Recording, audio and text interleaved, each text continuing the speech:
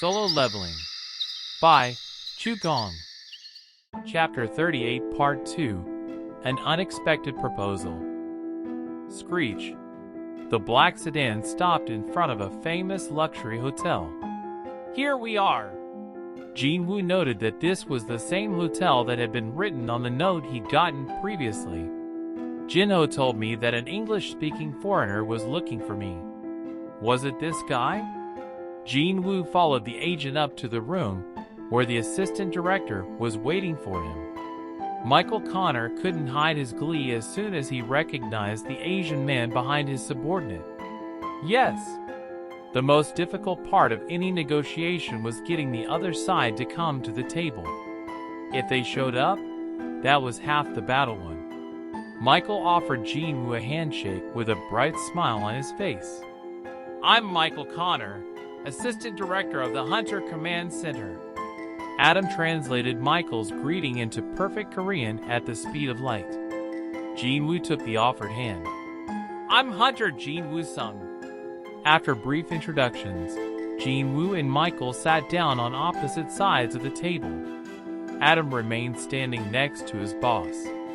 By any chance, have you met with any hunter-related personnel from other countries? Michael tried asking. No, I have not.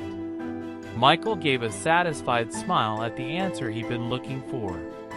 Naturally, no one is quicker on the draw than America. A striker has to be faster than the other players to score a goal.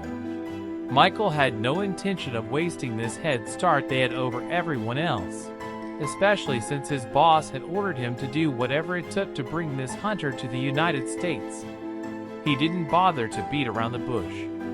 I'll get straight to the point, Hunter Sung. With a determined look on his face, Michael slid the mound of files in front of him toward Jin-woo. SHF. He then continued.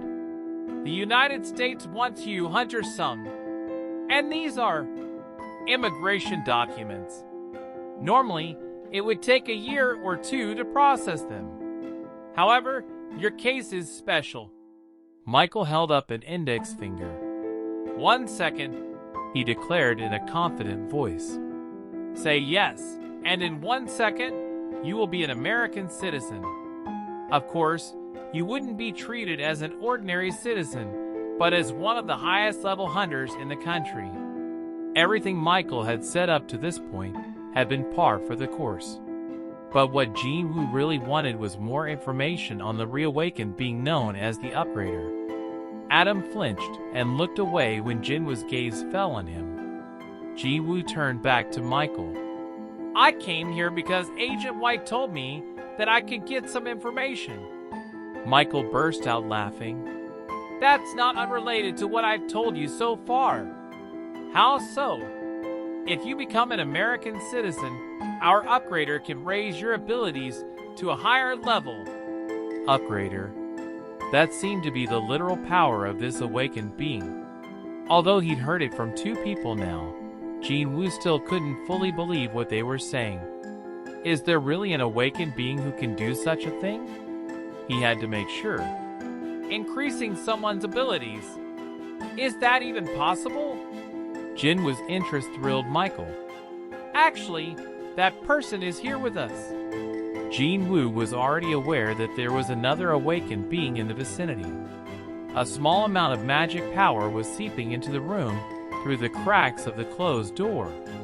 Jin-woo had been wondering why someone with such weak levels of mana had been chosen as the bodyguard for the assistant director. So Michael's next order wasn't entirely surprising. Please escort in Mrs. Sellner. Click.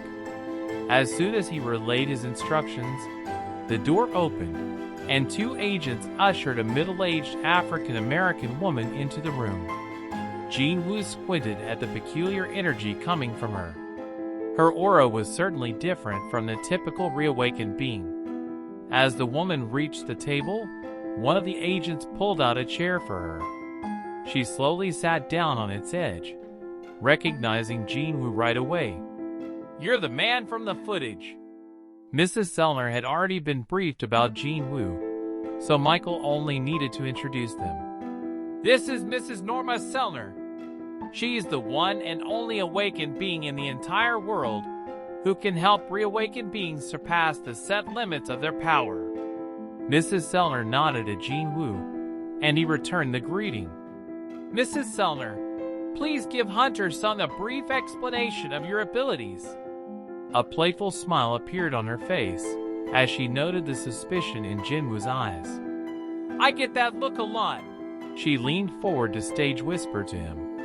But once I give them a taste, they all end up clinging to me soon enough. Mrs. Sellner. She waved off Michael's frown with a laugh. I know he's an important person, Mr. Connor. Norma smiled as she steadily continued her explanation. As you know, Hunter Sung, all awakened beings have set limits to their power that they cannot surpass. That was why the ranks of awakened beings never changed unless they had a reawakening. Every hunter knew this basic fact. Mrs. Sellner, does that mean you can? Even before Jin Woo finished his sentence, Norma answered him with the delight of a child picking up the strawberry she had been saving for last from on top of a cake. That's right. Jin Woo's eyes widened. I can make them increase their limits in 3 stages. I don't know whether to call it a forced reawakening or simply increasing their latent power, though. What an incredible ability. What Norma had just revealed was a game changer that would blow the minds of every elite hunter the world over. Jin Woo glanced at Michael, and the assistant director nodded. She speaks the truth. The catch is, only 3 to 4 people can receive this benefit each year because Mrs. Sellner requires an extensive break between uses of her ability. How effective is it? It's different for everyone, but those who have completed all 3 stages have reported increases ranging from 20 to 30%. A whole 20 to 30%? Jin Woo's average stats were close to 250. Now, if his ability points increased by that much, his average stats would easily go over 300. That was an insanely high number. Assuming all of this was true, of course. Does she cast a buff to increase abilities? Or does she increase the fixed level somehow? Whichever it was, her ability was invaluable to hunters, which would mean a high demand for her services. If other people find out about her ability, Michael nodded. That's why Mrs. Sellner is with us. Norma had been troubled by Jin Woo's exact concern, and that was why she joined the Hunter Command Center after much deliberation. She wanted to be able to use her powers safely. We make sure that Mrs. Sellner is safe and well compensated, and in turn, she increases the abilities of hunters of our choosing. We've had this symbiotic relationship for some time now. With that, Michael wrapped up his explanation. It was time to get down to business. Mrs. Sellner's ability is a gift we can give you, Hunter Sung.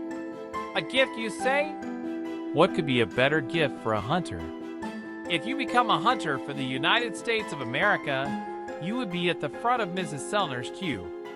Plus, we'd act as a go-between for the guild of your choosing to ensure you get the best deal possible. This was a bargain too good for any hunter to pass up. Jin Woo now understood why Dong Su Huang had made the bold choice of moving to the United States despite all the criticism he'd received from his fellow Koreans. The huge amount of money America had offered him had been a red herring to distract from his real reason for defecting. The average hunter would lose their mind over this. So imagine the strongest hunters being told they could enhance their abilities? Who could say no to that? However, can you prove that Mrs. Sellner really has this kind of power? There was no evidence for their claims. Norma jumped into the conversation. There's no rush. I'm here to let you have the first bite. Jin Woo finally realized the true meaning behind her earlier words. Once she gives them a taste, they all end up clinging to her soon enough. Huh? Every hunter who was able to confirm the effect of her power expatriated to the United States without exception, just like she said. Her confidence wasn't unfounded. It's as she says. So would you like to expand your limits? Michael offered. Without anything from me. Consider this a preview, Mr. Hunter. Norma lightly took Jinwoo's wrist. When Jinwoo looked at her, she gestured with a benign smile for him to come closer. Please look deeply into my eyes. That's the first step. Were her claims real? Jinwoo decided to follow Norma's lead in order to confirm their purports. The assistant director crossed his arms and leaned back in his chair as he watched them. We did it. He's in. Game, set, and match. Michael noted that Jinwoo's cool demeanor had yet to change, but he figured that it wouldn't last. He was confident Jinwoo would be in touch with him once the first stage was complete. Heck, Jinwoo might sign the immigration papers on the spot if he happened to be impatient. Michael's attention was now elsewhere. I wonder what his limit is. Michael uncrossed his arms and rubbed his chin. He gazed upon Jinwoo with curious eyes. But that was when... Oh! Norma inhaled sharply, her eyelids fluttering rapidly. Norma Sellner. Usually referred to as Mrs. Sellner, she was a 46-year-old African-American woman, and the only person in the country with more security than the President of the United States of America. In other words, if the lives of both Mrs. Sellner and the President were in danger at the same time, the Hunter Command Center would rush to save her before they even considered saving the President. How was this the case? When the former director of the Hunter Command Center stepped down, he described Mrs. Sellner to the present director during their transfer of power as such. The United States will be the strongest nation of hunters in the world regardless of who the president is.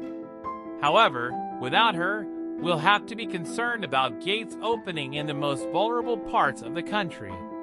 And he was right. Because Norma attracted S-rank hunters from around the world, American citizens could sleep soundly at night knowing that wherever they lived in this large nation, they would be protected from high-rank dungeons. 26 of the top hunters in the world had already changed their citizenship because of her. Not only was that more hunters than any other country, but each was also the cream of the crop as selected by the Hunter Command Center. Norma Sellner was the hidden guardian angel of America. No hunter would ever be more important or receive better treatment than she would. Her existence was of the highest confidentiality, so even the President of the United States couldn't meet with her easily. And S-rank hunters, who had the privilege of meeting her, were ones who fit the Hunter Command Center's extremely strict standards.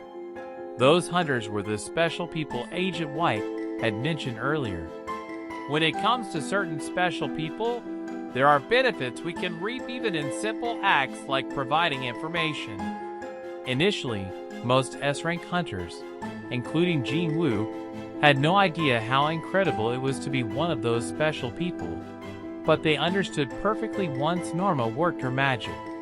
They would grasp who they'd been chosen by and what that truly meant for them. One hunter had knelt before Norma, tears of joy streaming down his face, as he was overcome by the power flowing through his body. He was from Congo, but became a United States citizen the very next day. That's how it always goes. So Michael Connor, the current assistant director of the Hunter Command Center, didn't suspect anything would be different with Jinwoo. He expected Jinwoo to scream out in ecstasy as the power welled up inside him, and then cling to her for more. Honestly, there was no better way to describe it. Michael had nothing but confidence. However, the screaming this time came from an unexpected source. Ah! Norma, who had been peering into Jinwoo's eyes, fell off her chair, screaming like she'd seen something she shouldn't have. The two agents guarding her immediately drew their guns and pointed them at Jinwoo. Stop! Are you crazy? Michael yelped at the foolhardiness of the agents. He leaped to his feet and pushed their guns down, snapping at them. Do you know who this is? Lower your weapons. But Mrs. Selner is. Idiots! If you're worried about her, take care of her first. Sorry, sir. The agents quickly put their guns away and rushed to assist the woman trembling on the floor. Her face had grown worryingly pale. Michael bowed deeply to Jean Wu. My apologies, Hunter Sung. What our agents just did was extremely rude. Gone was his relaxed posture. The shakiness in his voice betrayed just how shocked he felt. Even if they were trained to protect Mrs. Selner, I can't believe they pointed their guns at an S-rank hunter. If this were a more hot-headed hunter, their necks would have been snapped, as would Michael's by association. There was no excuse he could give for pointing a gun at the highest-ranked hunter of a country where firearms were illegal. Once when Norma fell from her chair and once when the two agents drew their guns. Michael's chest pounded violently, feeling his heart sink twice in quick succession. Jean Wu was taken aback as well. What just happened? Norma had suddenly screamed and fallen down. Then agents of the Hunter Command Center had trained their weapons on him. And lastly, the assistant director had apologized to him after yelling at his men. Jean Wu had felt surprised at first, then bemused, and then, "It's fine. No one got hurt, so..." He couldn't bring himself to be mad at them. The second most powerful head of the most influential organization had apologized to him after immediately acknowledging his subordinates' mistakes, so Jean Wu figured making a fuss would be distasteful. Besides, Jean Wu himself hadn't felt threatened. It was like they were waving children's toys at him. Jean Wu was way out of their league. "Thank you, Hunter Sung." Michael straightened up only after Jin Wu's words. He eyed the other man cautiously, but he could see that Jean Wu wasn't being sarcastic. They dodged a bullet there. If this happened to Thomas Andre or Jigang Lu, the gunman would be dead even before Michael could issue an apology. Fortunately, Jean Wu seemed to be a gentleman. Phew. He breathed a sigh of relief and wiped the sweat off the bridge of his nose. He had managed to put out the more urgent fire. He could now switch his focus to his immediate surroundings. Michael bowed to Jean Wu once again, before hurriedly checking on Norma's condition. "Mrs. Selner, what happened?" Michael, you're sweating profusely. Do you feel ill?" The situation might have made Michael break into a cold sweat, but Norma was absolutely drenched. "What's going on?" Concerned, Jean Wu rose and approached her, but she could barely look at him. Her body shuddered violently. Michael chewed his lower lip. "We can't continue with her in this state." They'd gotten Jean Wu to the table, but couldn't play their winning card. Norma was in no condition to use her power. Michael turned to Jean Wu with a solemn expression. "Mrs. Selner seems to be in rough shape. May we get in touch with you later?" Meanwhile, an important guest was visiting the Hunters Association of Korea. It was none other than President Shigeo Matsumoto of the Hunters Association of Japan. The two presidents sat at a table across from each other. The only other people with them were their two translators. President Go spoke first. "I heard about Mr. Go too. It's very devastating." President Matsumoto's expression looked sorrowful, but it quickly changed. "However, I am here to discuss the future, not the past." President Go nodded. There were several matters that needed to be resolved between them, or rather, between Korea and Japan. The first was splitting the Essence Stones. The original plan had been to divide them after all the ants died out the following year. However, Jean Wu had taken care of the ants. Japan already knew this, as they had witnessed Jin Wu's astonishing deeds via their satellite camera. What is he trying to do? The ants around Jean Wu Sung are disappearing. The minions under his control have started their hunt.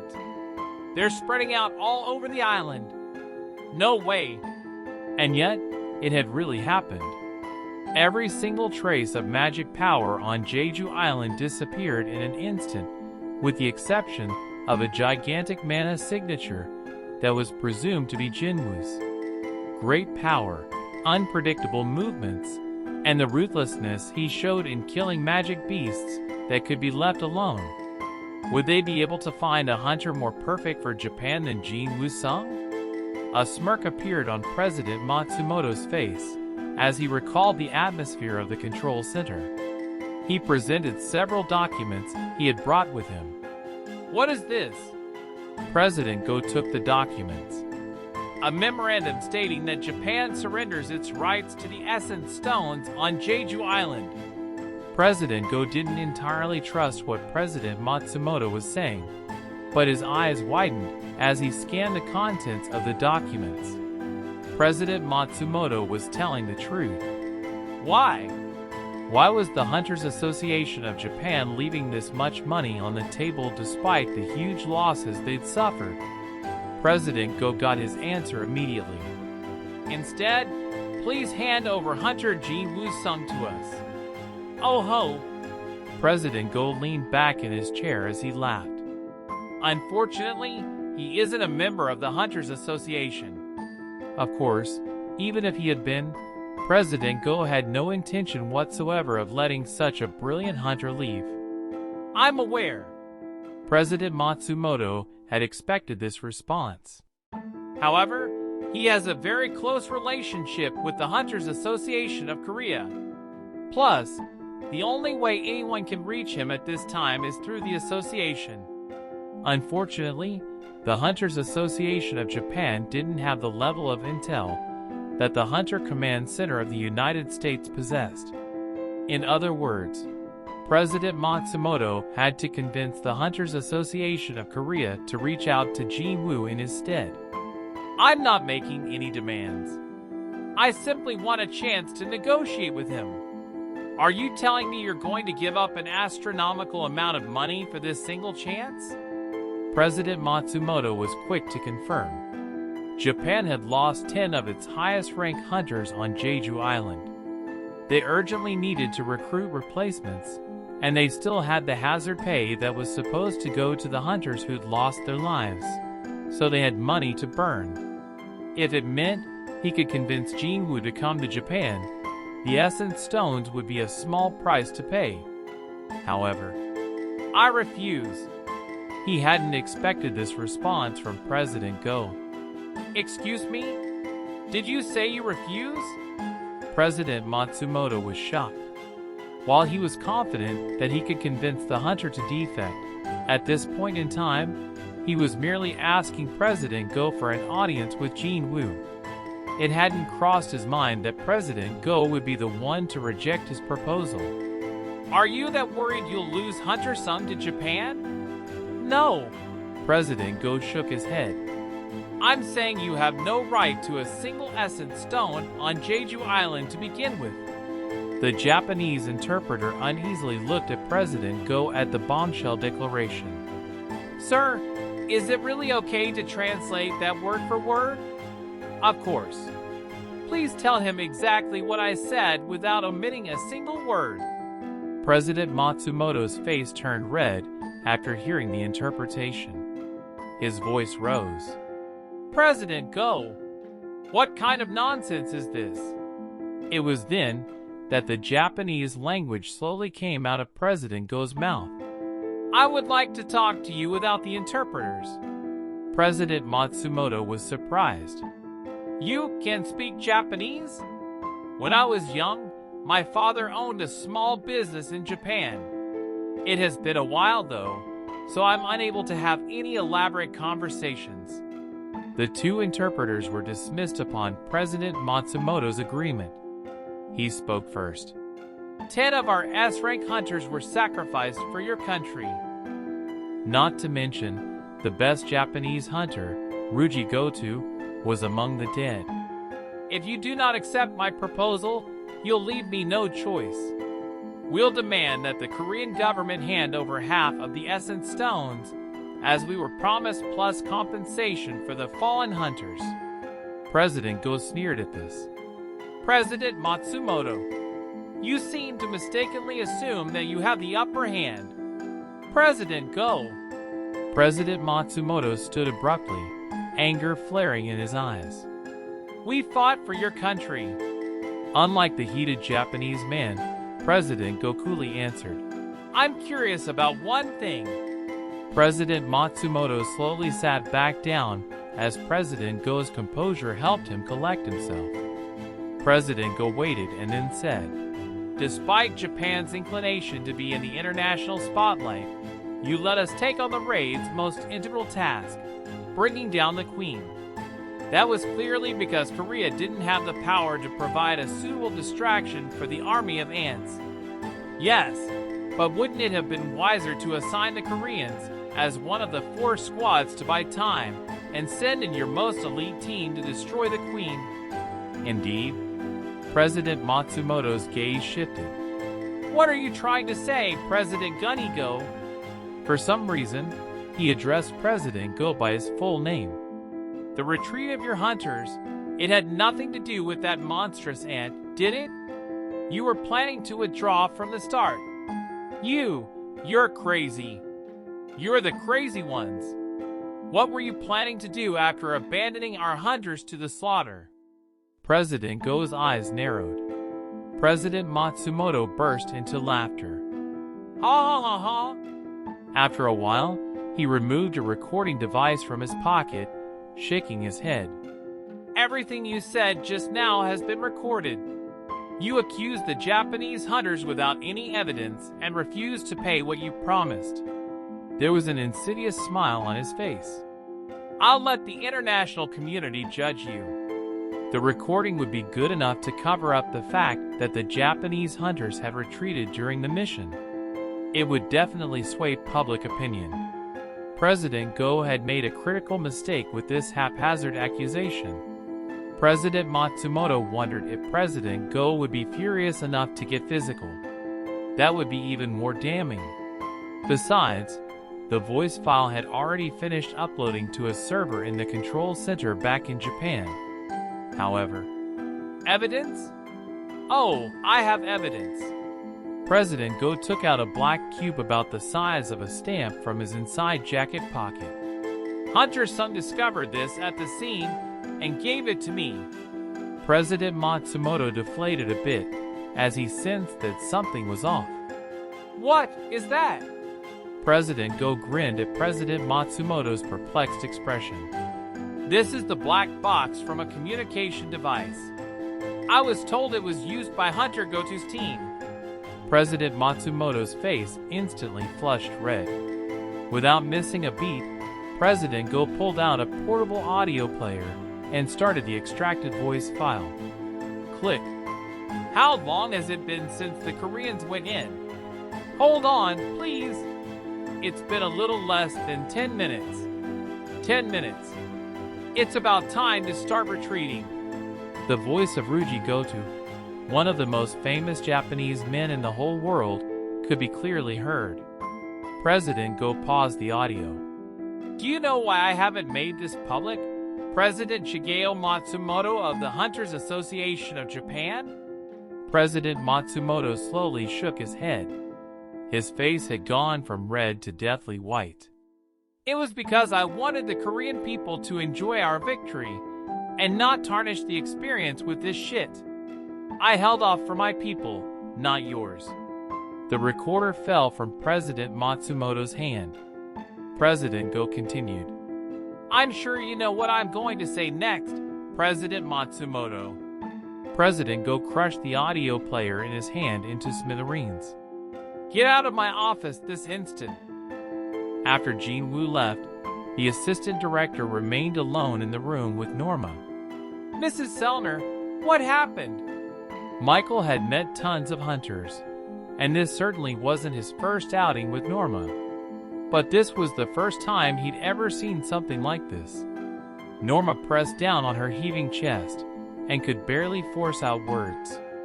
He's a king, and a very powerful king, too. Michael's eyes widened. Only 3 people in the world knew exactly how Norma's power worked. the director, the assistant director, and Norma herself. And now she was claiming that Jin Woo-sung was a king. Ba-dump, be a dump. Michael felt his heart racing once more. Then, are you saying he's at the caliber of a national-level hunter? Norma shook her head. I don't know that for sure, as this feels different. He's a king, but he's not quite the same. What? If you could explain in a way that's easier to understand. While I was looking into his eyes, it felt like he was looking into me too. But that's the same as other hunters. No, not Hunter Sung. The endless darkness inside him was staring back at me. Norma frantically screamed at Michael. She was shaking, her face ashen. It was a reaction born from the instinctive terror that all living things feel when facing death. But that wasn't important right now. As her body shook uncontrollably in fear, she managed to force out the most important thing she'd learned about Jin Woo. Also, he is. Norma had Michael's full attention. She parted her lips with difficulty. Limitless.